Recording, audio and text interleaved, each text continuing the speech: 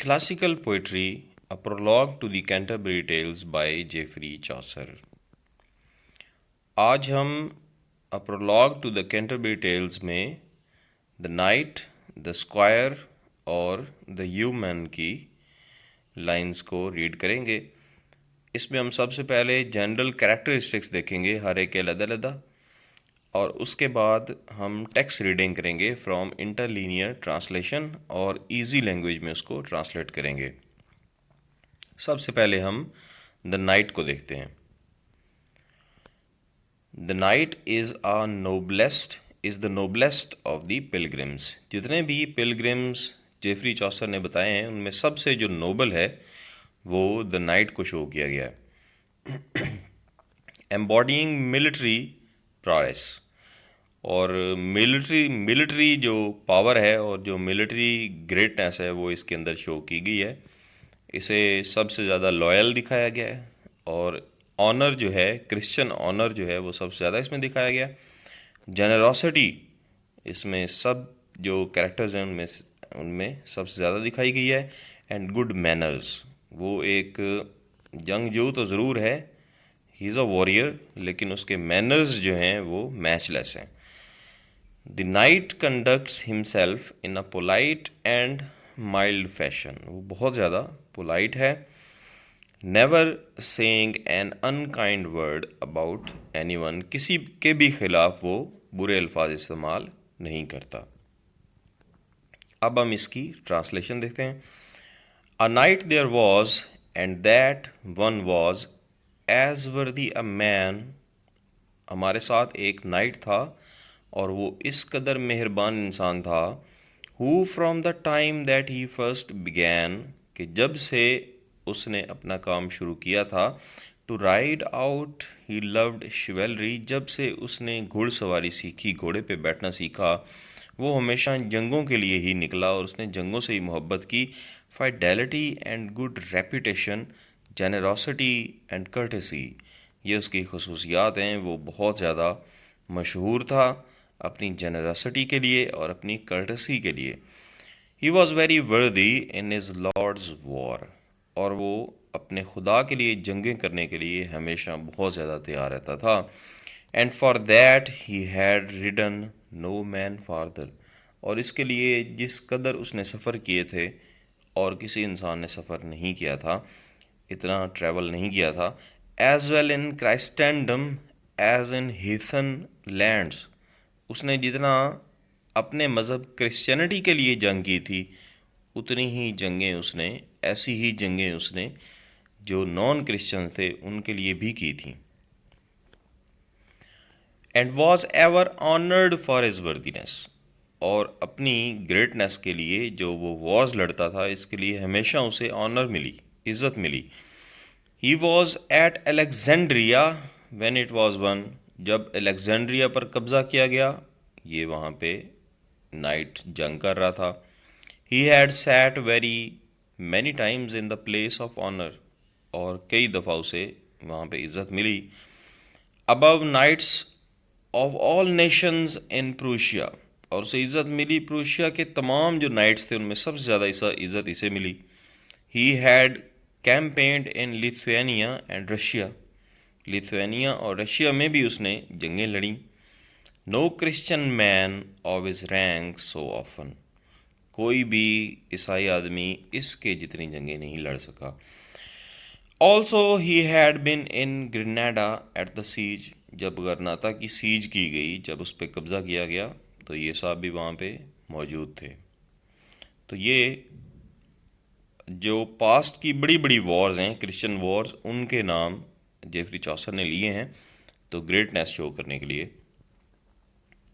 Of Algeciras and had ridden to Morocco, Algeria में जाके वो लड़ा, और मोरक्को मराकश में भी जाके उसने जंगें की।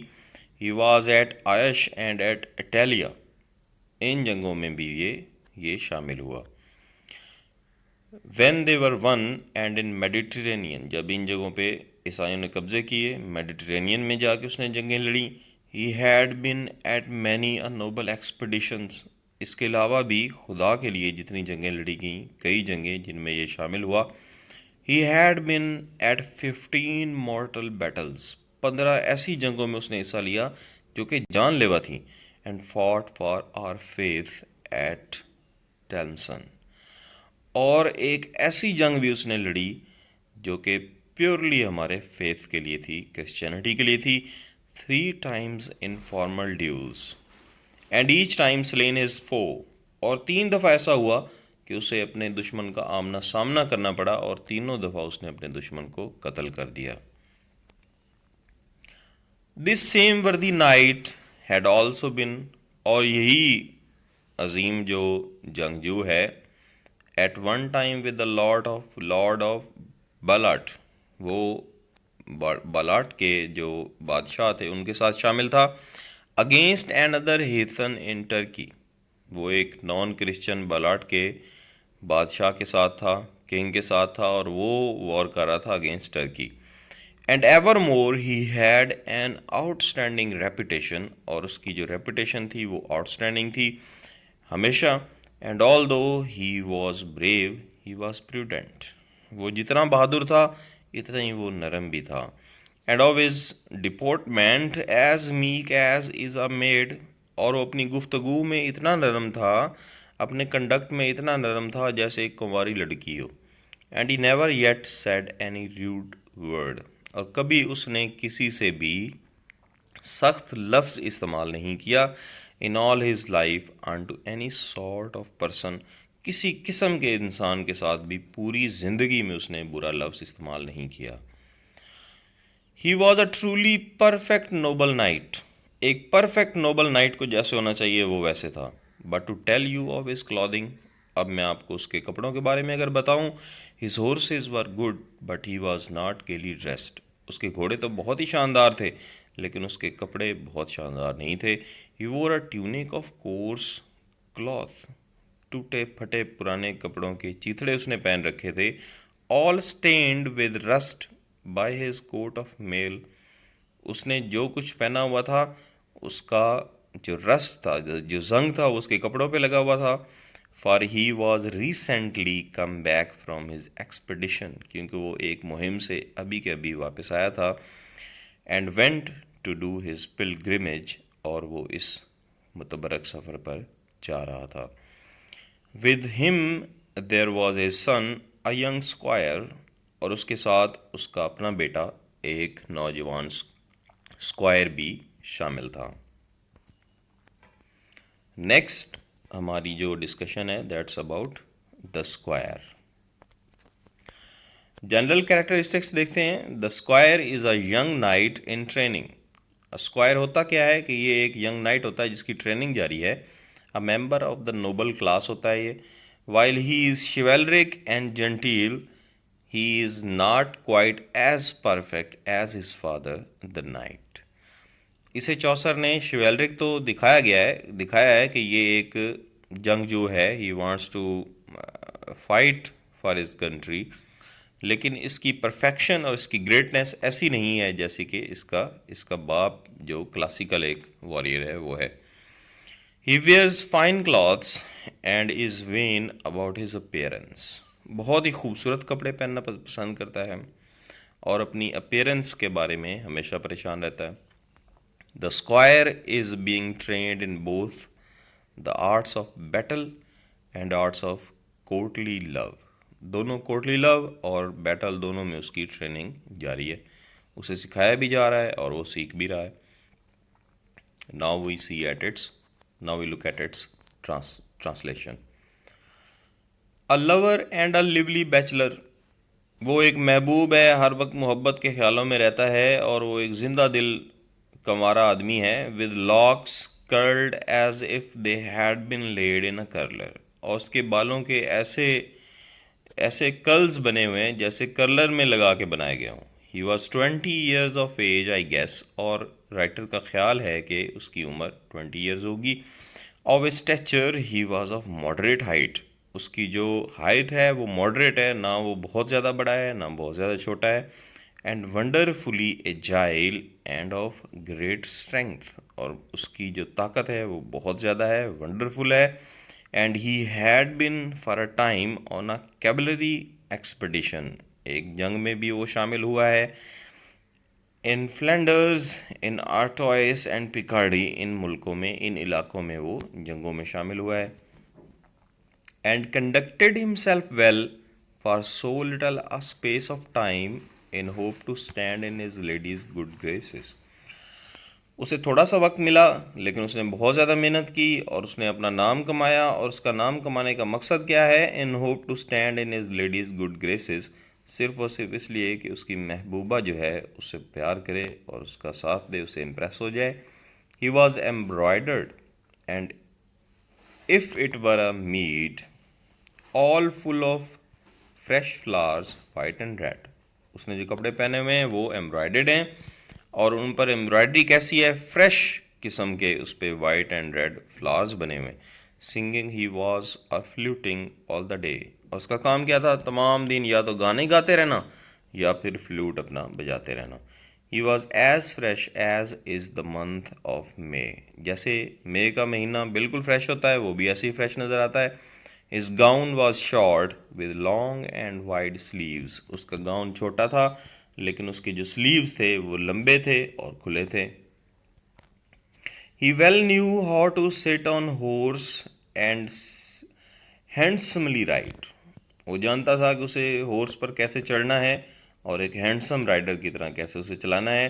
ही knew how to make songs and well compose the words, उसे गाने गाना भी आता था और गाने कंपोज करना भी आता था, वो वर्ड्स का यूज़ जानता था। Jost and also dance and well draw and right, वो गाने गाता था, वो डांस भी करता था और वो ड्राइंग भी करता था और वो लिखता भी था। He loved so passionately that at night time, वो हर वक्त मोहब्बत के ख्यालों में इतना पैशनेटली खोया रहता कि जब रात आती he slept no more than does a nightingale, एक बुलबुल एक नाइटिंगेल की तरह थोड़ा सा सोता और हर वक्त मोहब्बत के ख्यालों में रहता। Courteous he was humble and willing to serve, वो कोर्टियस था, वो हम्बल था और हर वक्त खिदमत करने के लिए तैयार रहता था। He carved before his father at the table, और टेबल पर अपने फादर के सामने वो he carved. He the knight had a yeoman and no more servants, yeoman एक नाइट के साथ एक सर्वेंट भी था and he was a yeoman. अब हम द ह्यूमन को रीड करते हैं। जनरल कैरेक्टरिस्टिक्स ह्यूमन के देखते हैं। The knight's yeoman is described as dressed in a green coat and hood with a bracer on his arm, उसकी निशानियाँ क्या हैं? उसने ग्रीन कोट पहना हुआ है और उसकी उसकी एक हुड हुड है जिसका कलर ग्रीन है, with a bracer on his arm, और उसके आर्म पे एक ब्रेसर है। He has a short hair, उसके बाल छोटे छोटे हैं। अ ब्राउन फेस है उसका। वेयर्स अ क्रिस्टोफर मेडल भी उसके पास मौजूद है, which is on his chest. Has a hunter's horn, एक हंटर्स हॉर्न है उसके पास। He has peacock arrows that are not droopy and a bow. He also has a sword and a dagger, उसके पास छुरा भी है और एक तलवार भी है। अब हम इसकी ट्रांसलेशन देखते हैं। At that time for it please him so to travel, और ये वो वक्त था जब वो सफ़र करना बहुत ज़्यादा पसंद कर रहा था। And he the yeoman was clad in coat and hood of green, और सब्ज रंग का कोट और उसकी हुड उसने पहनी हुई थी। A sheaf of peacock arrows bright and keen, उसके पास तीर थे जो कि बहुत ही ब्राइट थे, खूबसूरत थे, और उनके ऊपर मोर के पंख लगे हुए थे, पीकॉक के पंख लगे हुए थे। ही carried under his belt very properly, और जो उसके पेट के ऊपर बेल्ट बंधी हुई थी उनके नीचे उसने उनको बांधा हुआ था। He well knew how to care for his equipment as a yeoman should, एक ह्यूमन को जिस तरह अपने सामान की हिफाजत करनी थी वो बहुत अच्छी तरह जानता था और वो हिफाजत कर भी रहा था। His arrows did not fall short because of drooping feathers, बड़े फैदर्स जो थे नीचे झुके हुए थे उनकी वजह से उसके एरोज छोटे बिल्कुल भी नहीं पड़ रहे थे। And in his hand he carried a mighty बो, और उसके एक हाथ में बहुत ही ताकतवर कमान थी जिससे वो तीर फेंकता था। He had a close cropped head with a brown face.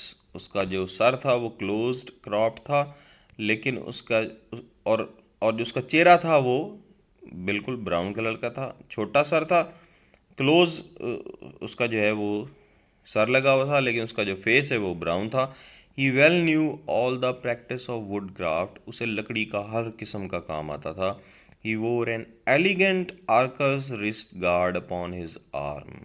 उसने अपने बाजू पर एक आर्कस रिस्ट गार्ड भी पहना हुआ था, जिससे नजर आता था कि वो तीर चलाना भी जानता था। And by his side a sword and a small shield. और उसकी एक साइड पे तलवार भी थी और एक छोटी सी ढाल भी थी।